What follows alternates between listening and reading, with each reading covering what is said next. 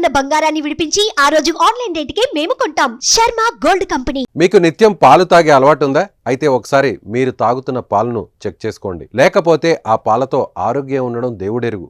ఉన్న ఆరోగ్యం పోయే ప్రమాదం ఉంది.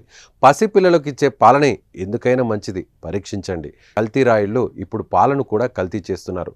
పాలలో నీళ్లు కాదు, సోడానే కలిపేస్తున్నారు. తాజాగా జగిత్యాలలో జరిగిన ఈ ఘటన కలకలం రేపుతోంది. ఇప్పుడు సమాజాన్ని పట్టిపీడిస్తున్న ప్రధాన సమస్యలో కల్తీ ఒకటి. మనం తినే ఆహార పదార్థాలన్నీ కల్తీనే. ఎవరికీ దొరకకుండా గుర్తుపట్టని విధంగా కల్తీ రాయిళ్లు కల్తీ చేస్తూ ఆరోగ్యాన్ని నాశనం చేస్తున్నారు. చిన్నపిల్లలు తాగే పాలను కూడా కల్తీ చేస్తున్నారు.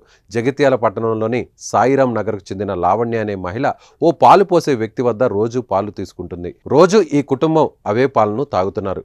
ఆ పాలు తాగుతున్నప్పటి నుంచి ఆ కుటుంబం కొద్ది రోజులుగా విరోచనాలు, వాంతులతో బాధపడుతుంది. డాక్టర్ను సంప్రదిస్తే కల్తీ ఆహారం వల్ల ఇలా జరుగుతుందని, మంచి ఆహారం తీసుకోవాలని చెప్పారు. దీంతో అనుమానం వచ్చిన బాధితులు పాలను గమనించేందుకు 3 రోజుల పాటు వాటిని నిల్వ ఉంచారు.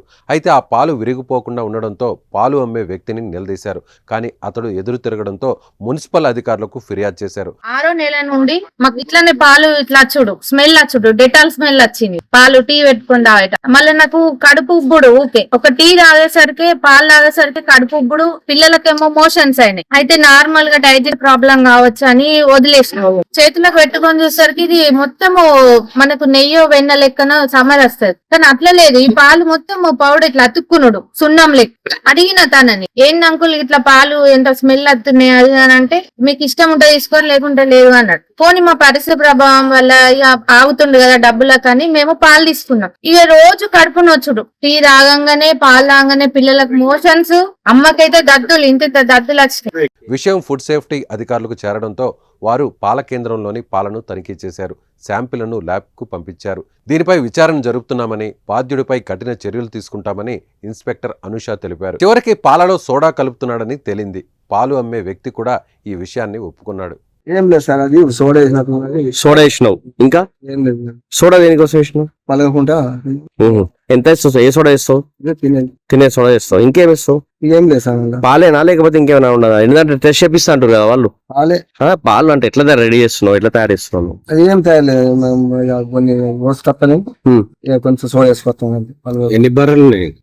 బర్రెలు బాగాలేవు, 2-3 బర్రెలు కానీ వేరే తీసుకొస్తాం. ఎన్ని లీటర్లు అమ్ముతారు? 40. రెండు బర్రెలకు 40 లీటర్ల పాలు అంటే మంది తీసుకుంటాం, వేరే తీసుకుంటాం. రాంగడంగా ఊర్లో కూడా తీసుకుంటాం. ఏమైంది మరి పాలు అట్లా ఎందుకున్నాయి? కొన్ని పాకెట్ పాలు కూడా కలుపుతాం. పాకెట్ కూడా ప్యాకెట్ పాలు. ఏ కంపెనీ? నిలబడి మాట్లాడు. 10 లీటర్లు. అది 40 లీటర్లు ఎట్లా ఇస్తావు దానికి? నీళ్లు ఇంకా అంటే 10 లీటర్లకు 30 లీటర్ల నీళ్లు కలుపుతావా? చెప్పండి, తక్కువ రేట్లో పోతాం. లావణ్యకు పాలు అమ్మే వ్యక్తి పేరు మల్లయ్య. ఆయనది వెంకట్రావుపేట. తనకున్న 2 గేదెలు ఇచ్చే పాలతో పాటు 10 లీటర్ల వరకు ప్యాకెట్ పాలు, ఇతరుల నుండి సేకరించిన పాలు కలిపి మొత్తం 40 లీటర్ల వరకు తయారు చేసి జగిత్యాలలో అమ్ముతున్నాడు. అయితే అతడు పాలు పగిలిపోకుండా ఉండేందుకు బేకింగ్ సోడా కలుపుతున్నట్లు విచారణలో తేలింది.